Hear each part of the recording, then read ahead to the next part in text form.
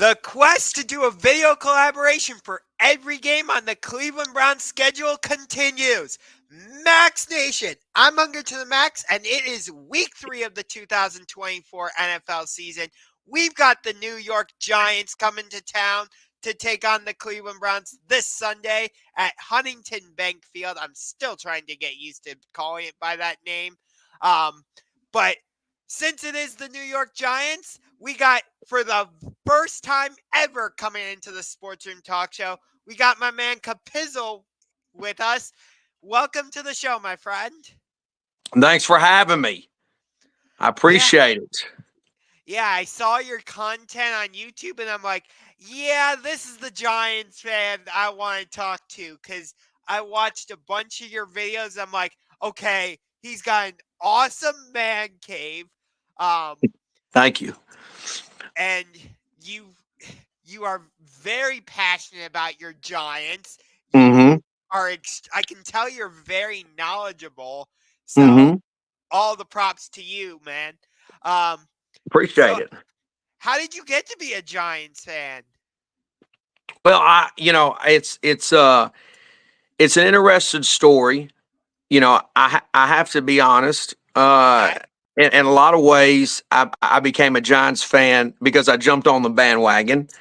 I was a young child, 5, 6 years old. My dad had taken me to, my dad was really into the Giants Super Bowl run in Super Bowl 25, and I went to a Super Bowl party with him, and it was against the Buffalo Bills, actually, and I just fell in love with the Giants immediately as a child, as a kid. And where I was located at that time, there was no professional sports team. And so the Giants won the Super Bowl against the Buffalo Bills, Super Bowl 25. I remember the date, January 27th. And I just, for whatever reason, had maintained that curiosity for the Giants. Kept watching them as a kid. I would always look for anything that I could read to learn about the Giants. And of course, growing up as a kid, you're playing video games, you're playing things like Madden, and so I was using the Giants, and so I just had grown.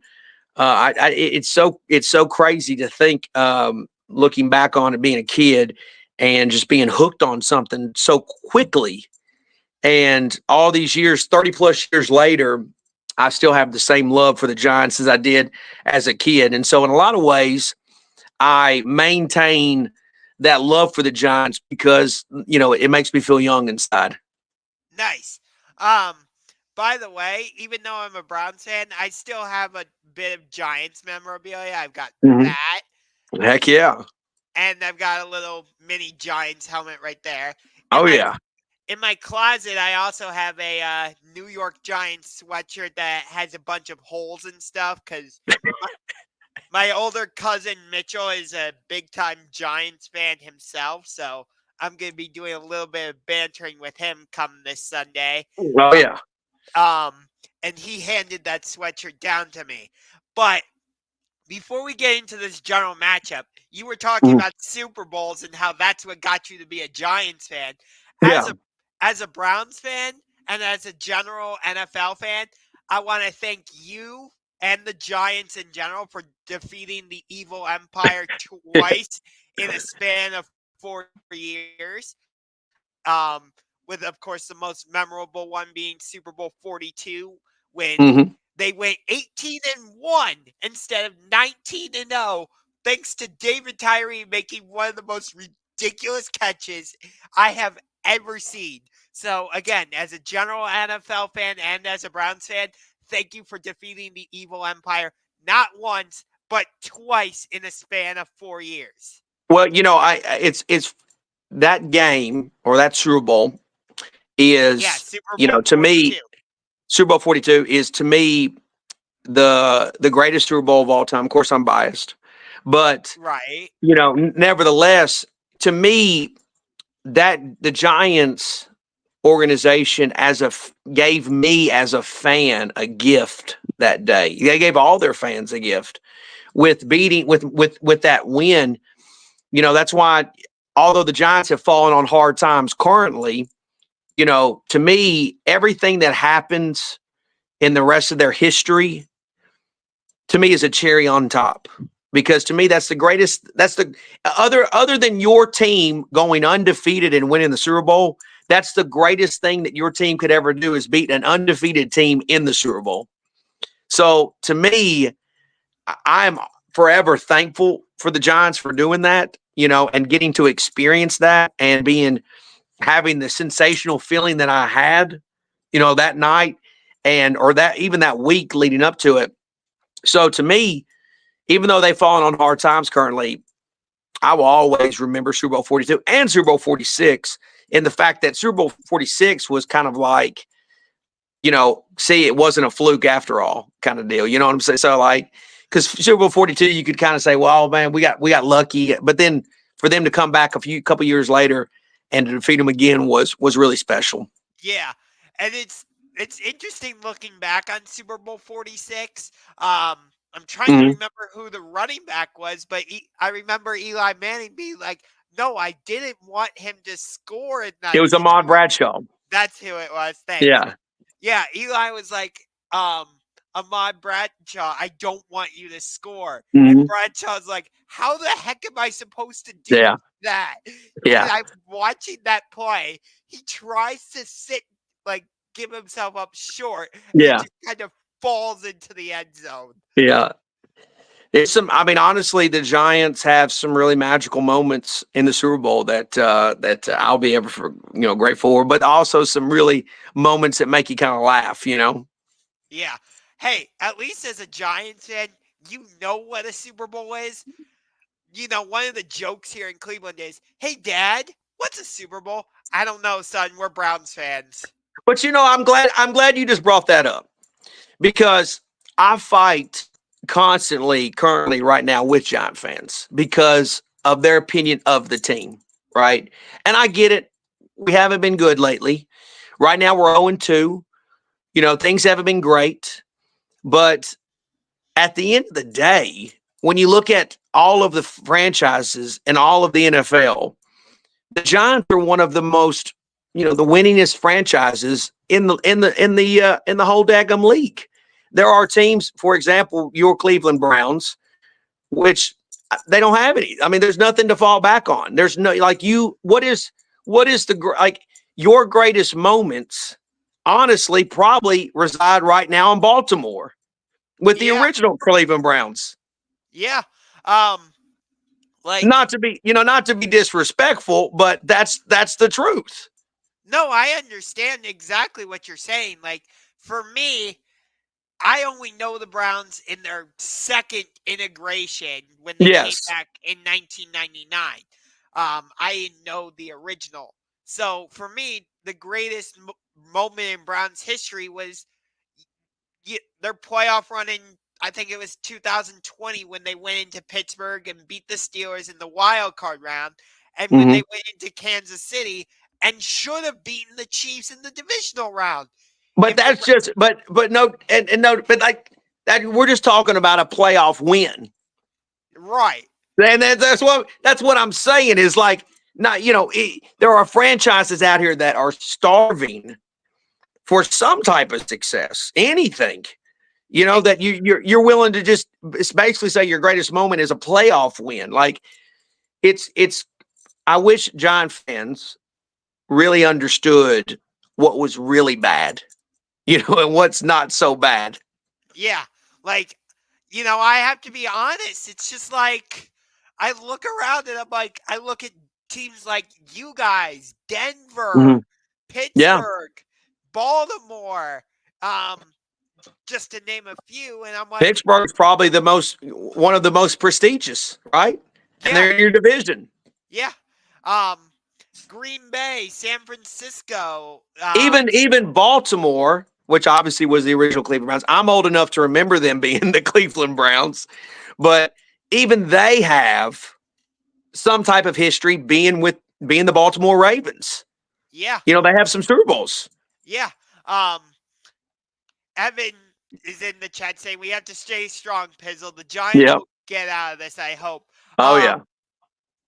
You know, I have to be honest. The NFL is better when the Giants are a good team. Like Oh, absolutely. it it feels like there's a different energy when the Giants are relevant and in the Sure. playoffs. But overall, when looking at this matchup, I think I saw the Browns lead the overall regular season series. I'll double check on this, Mm-hmm. but we kind of traded the last because we beat you in 2020 in New York. Sorry about that. Mm-hmm. But then you came back and beat us in 2016 Mm-hmm. here in Cleveland.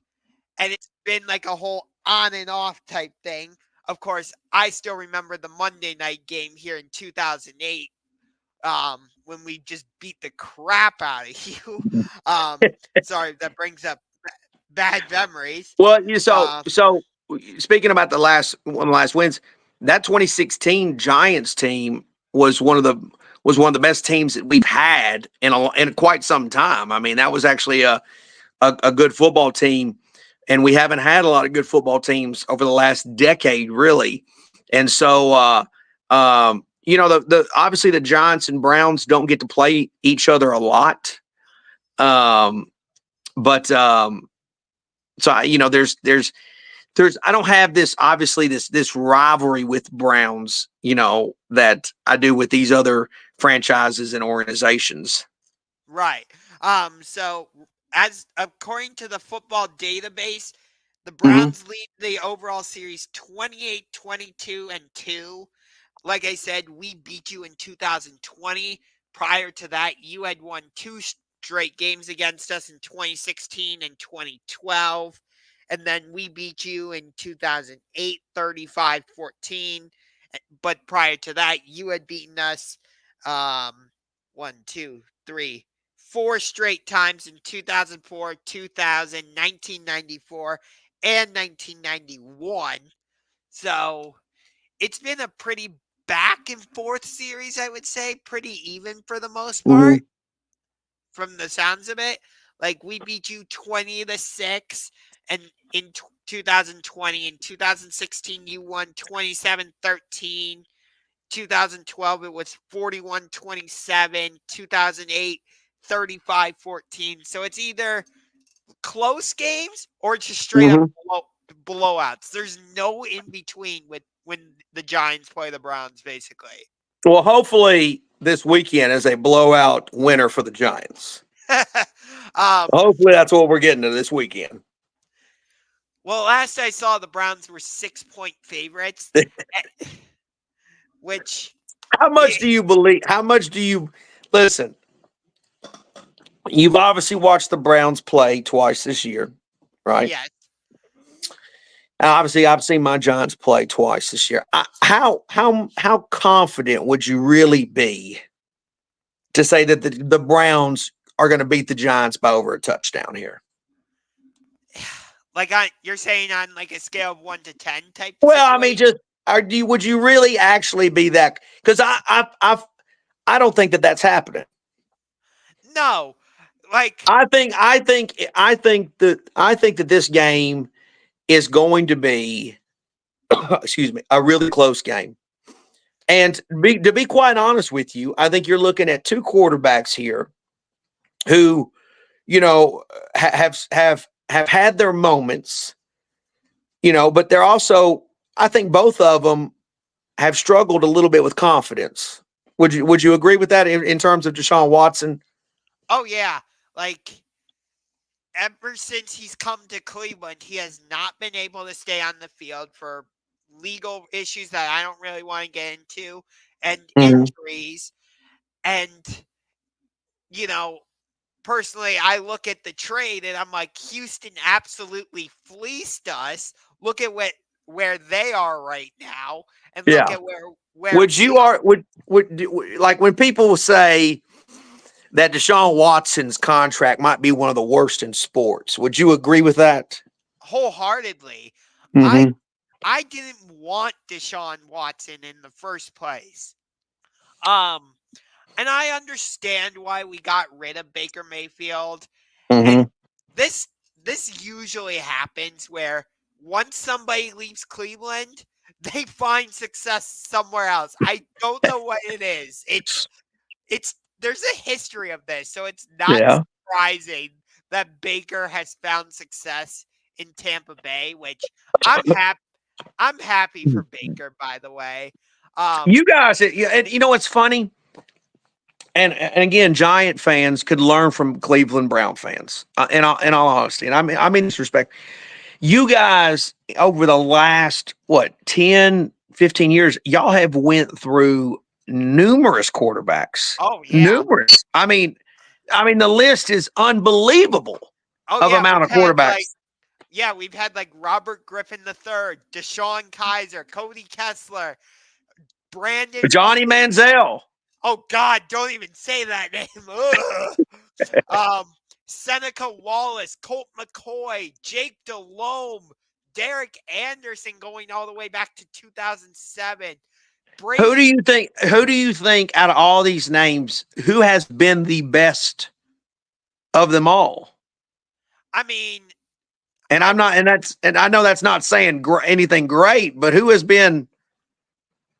I mean, I feel like by default I have to go with Baker Mayfield because when he was here, we got to the playoffs and like we won a playoff game with him. That's true. So like I feel like we had the most success with Baker. And I think part of Baker's problem was was a couple things. One, he had more progressive commercials than, wins. It felt like when he was here, every other commercial on TV was a damn Baker Mayfield progressive commercial. And I'm like, dude, focus more on, I don't know, throwing the football and scoring touchdowns and picking up wins than commercials. Yeah. But the other issue I had with him was at times, like the season where he refused to get the shoulder surgery, I think he just tried to be too much of a Cleveland tough guy, where like Cleveland has always been kind of this blue collar working man's type city. Sure. Kind of like Pittsburgh and Buffalo and some of these other cities in this area. And I think he just tried to come in and be like, okay, I'm just like the rest of you Clevelanders. Like, yes, I have a shoulder injury, but I'm going to refuse to get the surgery and I'm going to continue to play through it. So that's what I mean when I say he tried to be too much of a Cleveland tough guy and be like, hey, I can walk around and like, dude, just get the surgery, come back next season, and let's see how it goes. Yeah. But going to this week's game, you've got two quarterbacks here who I would say are both, on the hot seat. Anything could potentially happen because, of the situation that both of them currently are in. I think you guys, Cleveland or the Browns, last year, you were actually really good defensively at home. Yes. And you were really good defensively. And so that obviously looking back, but then the game against Dallas that you guys had week 1, which is a rival to the Giants, they really, they put it on you guys a little bit. And then to see them struggle the way they did against New Orleans and then to go, you guys obviously beat the Jags last week. Yeah, but that second half, they made it way closer than it. Cleveland tried to give it away. They tried to, I know the Giants are coming in this game 0-2, but I really believe we should have won last week. Our kicker got hurt the first play of the game, and we didn't have a kicker the whole game. So every time we scored, we had to go for 2. Every time it was fourth down, we had to go for it. We had no kicker. This weekend, we obviously will have a kicker, but last week was extremely frustrating because we really shouldn't have won. We really shouldn't have lost that game. and to take that loss because of a technicality of not having a kicker. No professional team in sports or in the NFL is going to win if they don't have a kicker. You're looking at what these kickers are doing now in the National Football League. If you just get to the 40-yard line, you're basically you're in field goal range. But to be able, and which is 3 points on the board pretty much almost every time, you take that part away from a team and they got to go for it. It's not gonna be successful. So I think, when you look at the spread or you look at the narrative, there's a lot of negative feelings about the Giants coming into this game, but I don't think that there's that much, positive about the Browns based on their 2 games that makes me just say, well, the Browns are just going to go out here and kill the Giants. Because again, yes, they were good defensively at home last year, but based on what we've seen so far this year, I don't know if that's going to be the case this time around. Yeah. My biggest issue with the game against Dallas in week 1 wasn't so much the defense. Because Dallas's offense didn't really do a whole lot. Yes, they put up 33, but that wasn't totally because of the offense. Like we kept giving them short fields, and that's why for that game specifically, I would say about 90% of the blame is on the offense, and I would say about 10% was on the defense. Because but in saying that, how great did the offense really play for Cleveland last week? Right, exactly. Like, my biggest problem with the Browns right now is, and I can even go back to last season with this, is there are too many times where the offense will come out on the field and it's 3 and out, 3 and out, 3 and out, 3 and out, and they're just hanging the defense out to dry like a wet towel, basically. And I'm like, you can only put your defense out on the field so much before they just break, and the opposing offense just starts moving up and down the field and doing whatever they want. So so that's my biggest problem right now is, like, we have like the weapons. I know we don't have Nick Chubb, but we still have, Amari Cooper, Elijah Moore, Jerry Jeudy. Like, I wouldn't say any of them are great wide receivers, but they're all like good to very good wide receivers. So it's like, and we have Jerome Ford in the backfield, who's a very solid running back. Offensive line has been a little bit shaky so far because Jedrick Wills and Jack Conklin so far have not played in these first 2 games. And as of right now, I'm not sure if they're going to play in this game on Sunday against the Giants. So Brian Burns, who I know you traded for last season, might be able to have a bit of a solid day against Deshaun Watson. We'll see. Burns and Kayvon have not, initially, these first 2 games have not really lived up to what Giant fans were hoping to see from the 2. I will say this, something interesting. Since Brian Dable has been with the Giants, he has had tremendous success against AFC opponents for whatever reason. I don't know if it's because he originally came from the Bills. Obviously, our defensive coordinator, Shane Bowen, he came from the Tennessee Titans last season. A couple years ago, with our 2022 season, the Giants, when we were able to go to the playoffs, we had tremendous success against our AFC opponents. And we've really had, for whatever reason, since he's been here, we haven't had that luck against NFC teams, but it's almost like he knows the AFC conference better. And so obviously things have changed now over the last couple of years, but that's one thing as a fan gives me a little bit of confidence going into this game, is the fact that for whatever reason against AFC opponents, we've been a lot more competitive than we have against our NFC counterparts. Yeah, I'm looking at our unofficial depth chart for offensively. It looks like Jedrick Wills is going to play in this game, and if not, it's going to be James Hudson. Not not thrilled about either one of them because Hmm.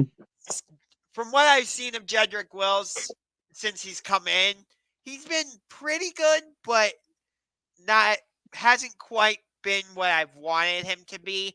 And maybe that's partially because I got so used to seeing Joe Thomas play at Yeah, a Hall of Fame level that Hall of Famer. yeah, that I kind of compare now some of our left tackles because I believe that's the position he played to him, and it's kind of hard not to, you know. So Oh, so maybe and I'm currently, we have a left tackle, Andrew Thomas, who is, in my opinion, one of the best left tackles in the league. And it stings when you have such a talented player at the tackle position and you're not having success as a team, which is obviously what happened with Joe Thomas. yeah, um, and you know. I've been hearing that Myles Garrett has not been practicing, but my guess is he's going to play on Sunday. I don't see why he wouldn't. Um, I like our defensive line because you got Garrett, you got Tomlinson, Shelby Harris, Darius Smith. So, but again, the problem is they can't be as effective if the offense is just going three and out, three and out, three and out. Like, I mean, you, you kind of know what I mean as a Giants fan because 100%. with Daniel That's why Jones, that's what I'm saying. Like, to me, this game is wide open yeah, because you've got a Browns team that, look, I understand home field. I understand they get the home field, right? I understand that. I understand that the Giants haven't won a game this season. Obviously, you guys have won a game, but it's not like you guys are coming into this game in great form here either. So um, to me, that's what gives me excuse me, that's what gives me hope is that we can catch you guys, not at 100%, in terms of just running on all cylinders, and we can go into Cleveland and potentially win a ball game. yeah. I'm looking at it right now. I The think the Giants. total, One of the things too is the Giants just lack confidence, man. They just lack when your team hasn't won and had a lot of success. It's like you just need to get through the finish line one time with a win in order to get some momentum going. right? Yeah, I get that, but you got Malik Neighbors. I Sure. know, but I don't really know any of your other skill position players, and maybe that's just because the Giants are just that bad Well, right one now. one one of the guys that I really like is Darius Slayton. I've always been a big Darius Slayton fan. He's been on the team since Daniel Jones showed up in 2019. We've drafted Jalen Hyatt out of the second round a couple years ago. He has not really produced, and then there's a little bit of drama with him right now, and I think it's just based on the fact of there's just no performance whatsoever coming out of him. Um, Yeah, we've got a new tight end in Theo Johnson. We still got Daniel Bellinger, and obviously we're still working out our running game with Singletary after losing Saquon. Um, but that's the thing is this team is still with the offensive line because there are I guess you would say there's at least three new parts to this offensive line for the Giants. They're still working out their kinks, and the offensive line has been good, but there's some chemistry that I believe this offense is still working out, and hopefully they're able to find it sooner rather than later. yeah. I'm looking at the stats for our game against the Jaguars last week. We had 17 passing first downs, 7 rushing first downs. Okay, that's 24 first downs total, passing and rushing. That's pretty good. Yeah. Um, but in terms of passing, we passed for 172 yards. Um, yeah, 172 is okay. We were 22 of 34 on passes, averaged about 4.8 yards per pass. So it's like we're getting okay passing passing stuff from Deshaun, but Mm-hmm. nothing where I'm like, okay, that gives me full confidence that we can blow the Giants out. Well, 'Cause that's what I'm saying. It's like, you know, there's nothing scary about the Cleveland Browns. And no, I understand. And there's, look, don't get me wrong, there's nothing scary about the New York Giants. But as a Giants fan, you know, people are already writing us off in this game. But to me, there's some hope. You know, there's some hope that we can go in here if we just play a really good game. We can, you know, this is a game that the Giants could possibly win, but obviously there's going to be some obstacles that we're going to have to deal with. We've got to start playing better, but it's not like Cleveland is that scary of an opponent. yeah, we're definitely not like a juggernaut or anything. I'm Yeah. looking at your stats from your last game against the Commanders. You had 18 first downs, 11 via passing, Mm-hmm. 5 via rushing, and 2 for penalties. You had 304 total yards in 7 drives, 175 in passing yards. You averaged 6 yards per play, like so. Which was actually more than what Cleveland did last week. Yeah, exactly. So it's like theoretically the Browns should blow out the Giants. Theoretically, but in reality, it's like the Browns enjoy stressing their fans out, and they're Uh-huh. just gonna be like, "Nah, let's make this as close as possible and take it right down to the final seconds." And you're just sitting there like, "Why? Why? You're Mm-hmm. favored by 6. Just win like I don't know, 34-17, something like that." And you're just sitting there in the with 5 minutes to go in the fourth quarter, and it's like 20-17. You're like, what? Why? Mm-hmm. So I I'm mean, just we'll see. I think that I'm telling you, I think this is going to be a close game. I really do believe that. that's exactly what I'm echoing your point in that regard. Mm-hmm. Because again, theoretically, the Browns should win this game in blowout fashion. Like I said, they're favored by 6. They're coming off of, I guess, an impressive win. No, I can't even call it an impressive win. Never mind. I'll just say a Yeah, I don't good. know. I don't know if I would call it impressive, but it No, was a win. a win is a win. Yep. And I would say Daniel Jones has more questions surrounding him than Deshaun Watson. Deshaun Watson does. Do you think that's a fair assessment, or to say that DJ has more questions than Watson, or would you go the other way? I think they have. They're both. I think both of them have their fair share of questions. You know, I think. You know, I think the opinion is that Deshaun Watson is a better quarterback. I think Deshaun Watson has had, better moments. Obviously, some of those moments were with the Houston Texans. But look, I, I, I think I'm a big believer in Daniel Jones. You know, not a lot of John fans are, and I believe that he can get the job done against almost any quarterback because I've seen him beat Aaron Rodgers. I've seen him beat Lamar Jackson.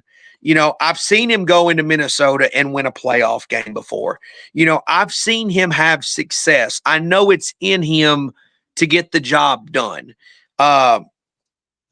I to me, if you want to say Deshaun Watson's a better quarterback, you're free to do that if you want to. I don't think that the matchup is that far greater in Deshaun Watson's favor than it is Daniel. No, so whether he has more questions or not, nevertheless, I will say this though. I think that Daniel might have the better receiver out there than all. I mean, I think Malik Neighbors would be the number one receiver on the Cleveland Browns right now. Most likely, And, I can agree with you on that. and so that gives me hope that now I think I think y'all's running game is probably better than the Giants, which is obviously going to help the quarterback out tremendously. And so that's something that, is a positive for you guys. But I think both Deshaun Watson and Daniel both run the ball really well when they scramble outside the pocket. You know, I would question Deshaun Watson's confidence right now. Oh, I'd love to know totally. I would love to know how, where he, and the same thing with Daniel Jones. I think Daniel Jones lacks some confidence. So to me, they're both susceptible to making mistakes on Sunday that could potentially cost their team the win. Yeah. Um, and even if Deshaun Watson goes out there and th- theoretic again, or theoretically, hypothetically, whatever, throws for 3 touchdowns and has no interceptions and throws for, I don't know, 350 yards. Mm-hmm. I'm not going to go around saying, oh, I'm fully confident in Deshaun Watson again, Sure. because it's like when I look back at last season, did we go to the playoffs because of Deshaun Watson? No. Think about it. We When we beat the San Francisco 49ers last season, was Deshaun Watson under center for that game? No, it was No. PJ Walker. Um, when we beat the Pittsburgh Steelers in week 11, was Deshaun Watson under center for that game? No, it was Dorian Thompson Robinson. Mm-hmm. And who beat the Jacksonville Jaguars and the Chicago Bears and the New York Jets late in the season? Was it Deshaun Watson? No, it was Joe Flacco. So it's like our But other that's a great point. Is that potentially the quarterback for the Browns has maybe hurt you guys in some ways. I can sit here and say though that when Daniel Jones has went down with an injury, our season has went down with it. I mean, you And had a little bit of luck there with this guy, but Tommy yeah, yeah, DeVito. we did have a little something with Tommy DeVito. You're right about that. But that was also the fact that Andrew Thomas had come back from injury and our offensive line had improved. And that was helping out. The reason why Daniel got hurt in the first place because the offensive line got him killed. And so that's, to me, Daniel Jones helps the team on the field, good So or bad. so it sounds like from what you're saying, you're okay with the contract extension the Giants gave him. I am a-okay with Daniel Jones being the quarterback for the New York Football Giants. This narrative is to me ridiculous. Of what people say about look, is Daniel Jones a top 10 quarterback? No, I'm not going to sit here and say he is.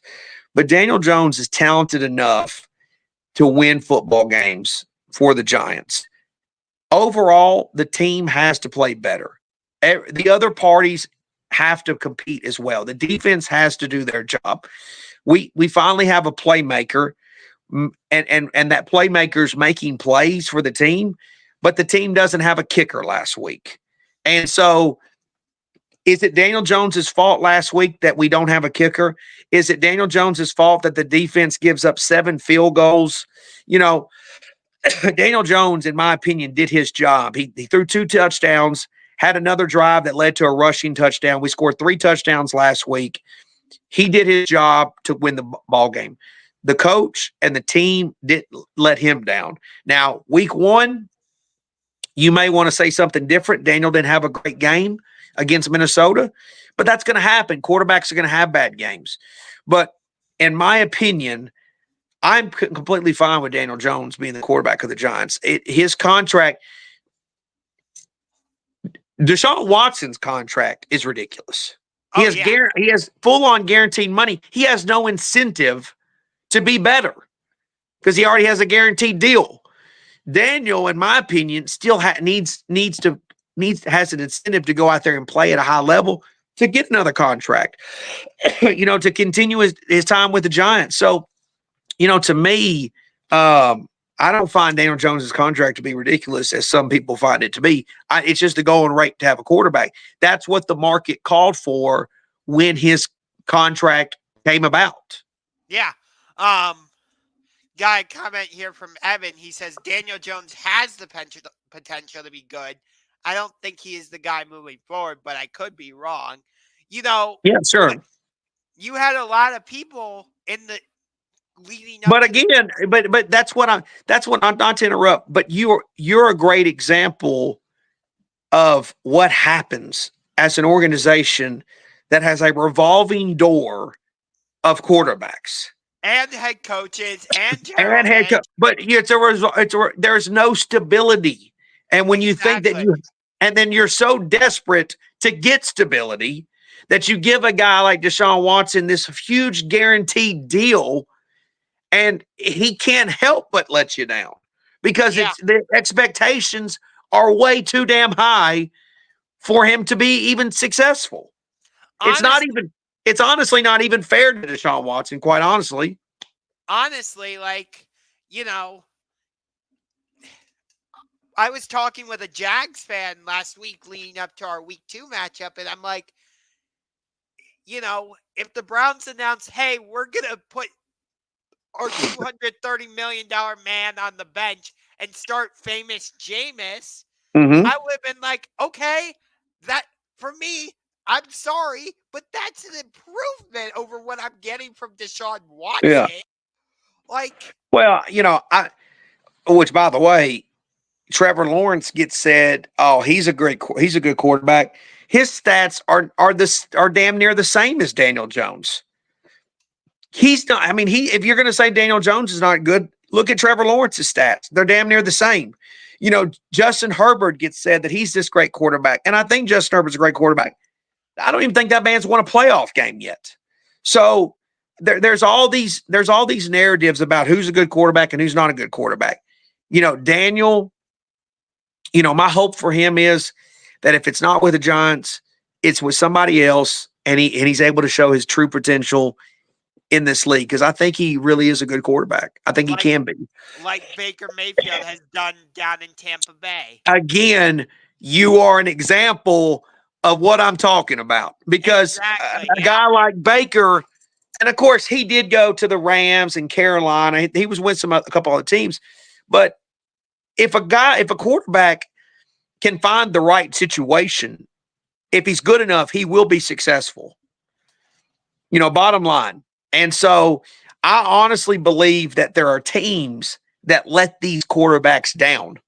You know, not to go off topic here, but like the Chicago Bears. When have the Chicago Bears ever had a good quarterback?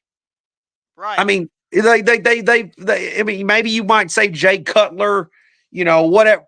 They've went on decades trying to find one. Miami Dolphins have been trying to replace Dan Marino. They've tried. Tennessee Titans have spent years trying to replace Steve McNair. There are franchises that have went on and on and on. The New York Jets, granted they got Aaron Rodgers, but Aaron Rodgers is 40. How many years are they going to get out of him? So these teams have went years upon years. New England, right? They got this great stability with Tom Brady. How long will it be before they have their guy again? It's Right. just the nature of it's just, be careful what you wish for, changing quarterbacks all the time. By the way, the Jets are up 14-0 against the Patriots on Thursday Night Football. Hmm. There's your quick Thursday Night Football update. But yeah, like you could say to a certain extent the Giants have been trying to do the same thing since Eli Manning left. Yeah, well, this is the one guy that they've turned to, which is Daniel Jones, and hopefully we don't spend decades trying to still replace Eli. Hopefully, we've got that guy right now, and he starts winning some games. The fan base gets a little more confidence in him.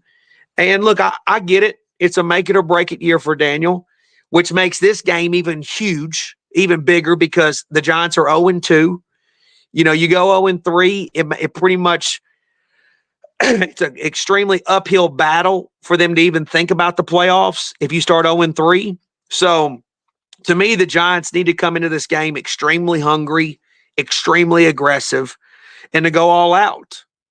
Yeah, I would say this is a must win for the Browns because if you fall to 1-2, like it's almost as tough of a road to get to Well, the hey, playoffs. I hope the Giants are 1-2 after this weekend. Yeah. But for us, it's like this is a quick pit stop at home before we go on a 3-game road trip to Vegas, Well, Washington. it could be tough too if a team like Pittsburgh wins this weekend and goes 3-0. Exactly. Fortunately for me, our division leader currently is 1-1. Both the Cowboys and Eagles are 1-1. Well, I guess Commanders are too. So, luckily we don't have a team currently undefeated in our division. So there's still chance. John still have a great chance. We just got to start winning some games. And there's a possibility everybody, I forget who the the Commanders play the Bengals. There's a Bengals, chance, yep. There's a chance everybody in the NFC East is 1-2 after this. Hey, yeah. I mean, Cowboys obviously playing the Ravens, who are desperately looking for a win. You've got New Orleans or the Phillies heading to New Orleans, which they might be the hottest team in football right now. So that's going to be a tough matchup. And then you've obviously got the Commanders playing, the Bengals, coming off a tough matchup against Kansas City. So yeah, I mean, all 4 NFC East teams are up against it this weekend, and all 4 could lose. Who knows? Who knows? We'll see what happens. Yeah. So it is a tough position. Like, as a Browns fan, I'm looking at next year's draft and I'm like, I would like to get me some Cam Ward. Like, he would be I look at what he's doing out in Miami right now with the Hurricanes, and I'm like, see, that's the type of quarterback play I want. Or maybe if Quinn Ewers were to somehow drop to us, I'm like, okay, don't waste any time, go get him. Which, yeah, that would add another quarterback to our quarterback list, but it's like, as a Browns fan, I'm used to it. Yeah. So it's just ridiculous. And, we mentioned Eli Manning. He's now eligible to go into the Hall of Fame. So I think he will end up in the Hall of Fame. This is always going to be a debate when it comes to Eli. Like, oh yeah. Is he a true Hall of Famer, or is he just going to get in because he has those 2 Super Bowls against the Patriots? Well, he's going to get in. The question is if he's a first ballot Hall of Famer. So obviously he's going to be that's what he's up for right now, first ballot Hall of Fame. Obviously that holds a little bit of special meaning that the first time they gave you an opportunity to be in, did you get in? Could it, is it going to take you 2 or 3 or 4 tries to get in? I think he's a first ballot Hall of Famer. He's got 2 Super Bowl rings. He's got 2 Super Bowl MVPs. Eli was a great player. I mean, I honestly think he deserves it. We'll just end up seeing what happens. No disrespect to Eli Manning for either of those 2 Super Bowl MVPs, because I get it. Those are generally quarterback awards. But for Super Bowl 46, I would have given the Super Bowl MVP to Mario Manningham. That's just my opinion. I've always liked the skill position players more than the quarterbacks, because they're, we've been talking a lot about the quarterbacks, but my general thought is, and I say this all the time, I think the quarterbacks get way too much credit. Absolutely. I think they get honestly too much credit, and I also think they take too much heat. Yeah. If you want, I mean, truth be told, I think they take, they get too much negative press and they get too much positive press. Honestly, I honestly believe that. So I'm like, that's why I'm suggesting like maybe Mario Manningham should have won Super Bowl MVP for Super Bowl 46. Like, because if he doesn't make that great catch along the sidelines, I don't know. That was a great throw. That was a great throw too, though. Oh, I'm not trying to discredit what Eli did on that play. Don't get me wrong. But like, if Manningham doesn't make that catch, who's to say the Giants win that Super Bowl, right? That's true. That's true. That honestly probably, it's funny because that you could make the argument that that's probably Eli's greatest throw in his career is down the sidelines to Mario Manningham. It's definitely up for debate.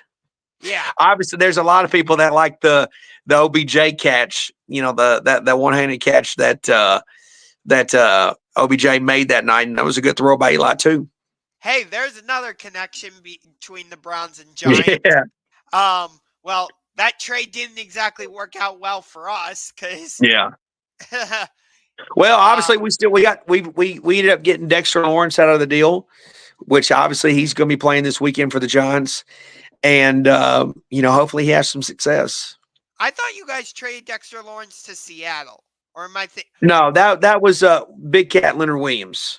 Okay, got it. I knew you traded a defensive lineman to Seattle. I just don't remember which one. So it's Dexter Lawrence that will be playing this weekend for the Giants. Mm-hmm. Is there anybody else from that trade that's going to be playing this weekend for the Giants? That's pretty much just Dexter Lawrence. Okay. How do you think that cornerback is doing that you drafted out of, I believe, Maryland? Last name Banks? Deontay Banks. Yeah. I've really enjoyed Deontay Banks. I think he's a good player. I really do. I mean, our biggest issue is we don't really have a great second cornerback option. So if Deontay Banks goes down, we would really be screwed at cornerback. So, I think he's played good ball this season so far. It's not like the when we've obviously played some competition in Justin Jefferson week 1. I don't think that's the reason why we lost the game was because of Justin Jefferson, but I think he's a good player. You don't hear a lot about him during the games, which means he's doing his job. When you don't hear much about the cornerback, obviously if they're making interceptions, that's a different case. But as long as they're not getting scored on a bunch, that's all that matters. Yeah, I mean, for us, we've got Grant Delpit, Greg Newsome, Denzel Ward. Mm-hmm. We got Thornhill, who came over from Kansas City. It's a decent secondary, I would say. My biggest issue with them, though, is like Denzel Ward is constantly injured. Delpit's had a hard time staying on the field. Newsome's had a hard time staying on the field. So I'm like, when we're going up against these great wide receivers, how can I be sure that they're going to be locked down? Like Malik Neighbors, for example. I think he has the potential to be a great wide receiver. I wouldn't say he's there quite yet, mostly because he's a rookie and he's only played 2 games so far. I would say, though, he's a good to very good wide receiver. Mm-hmm. But it's like, what if he has a breakout game this week and goes for, I'll give you a theoretical stat line. Like, let's say 11 catches, 205 yards, and a touchdown. Would love it. How am I supposed to feel about that? When I look at our secondary, I'm like, okay, you let a rookie basically have his breakout game. Yeah. And I look at some of the wide receiving groups we're going against the rest of the season. Like in week 6, we got Philly. Like that's A.J. Brown if he's healthy. That's Devontae Smith. In week 4 with the Raiders, that's Devontae Adams. Later in the season, we've got Miami. That's Jalen Waddle and Tyreek Hill. Kansas City. I don't need to go into all that. Mm-hmm. But it's like, I'm not trying to say that this game against Malik Neighbors is make or break for our secondary, but if hypothetically Jalen Hyatt has a big game and Malik Neighbors has a big game, how am I going to look at my secondary and go, oh yeah, I have confidence that they can stop Jamar Chase. I have confidence that they can slow down Tyreek Hill. I have confidence that they can slow down Devontae Adams or Xavier Worthy. I guess we'll just have to wait and see how this weekend goes. We'll have to wait and see how it all transpires. I feel like this game has a lot of questions surrounding it. And I 1000% agree. I think this is two teams that both could really use a win, two quarterbacks that really could use some confidence, right? So they can get some positive press. Um, and, two coaches that could use a win as well. So, this is a big game in terms of uh, um, the path that both teams potentially could take. Yeah, I don't think it'll be a game that you want to watch if you're looking for offense, though. I don't think it's going to be that type of game. Yeah, Um, if the Browns even put up 20 plus points in this game, I'd be surprised because they haven't done that so far this season. sure. So if I had to make a prediction, I guess I would go with the Browns, but I'll say only I don't know, like a 17-14 type game, low scoring. I could see a 17-14 type game. I could see that. But I'm sure you've got the Giants winning. Yeah, I have to, man. I have Yeah. to. See, I'm one of these realistic fans where if I don't think the Browns are going to win, I'm not going to pick them. But for this game, I feel Well, I'm realistic too. It's just I don't have this fear of the Browns, if that makes sense. Yeah, I understand that. And I'm just like, you look at our first two games, and I'm like, why should you fear the Browns? Sure. And Just like you probably don't fear, just like you don't fear the Giants. I mean, I totally get it. I understand. exactly. All right. Well, you got anything else? I'm good. I just want to thank you for letting me come on. I do. I do my channel over at Copizzle, and obviously you got it spelled out there. Been doing giant YouTube videos for going on 18 seasons now here on YouTube, and anybody that wants to come over and get some Giants content, you're more than welcome to come hang out and see what the show's all about. Yeah. And I will be at this game on Sunday. So, Oh, have a great time, man. So if you're doing a live stream during this game, I'll make sure to pop in and say hi. Are you gonna? Let me ask you a question. Are you gonna Sure. have the whistle blown? You'll just have to see the post game video. Because I watched a couple of those videos and Sure. I heard that. I'm like, oh my God, that's amazing. So Well, thanks for having me, man. No problem. I'm glad I found you. So now I'm 3 for 3, and it's on to the Raiders next week. And hey, best of luck the rest of the way. You as well. And thanks again for defeating the evil empire twice in a span of 4 years. As a Browns fan, as a general NFL fan, thanks. Well, good luck this weekend. You too.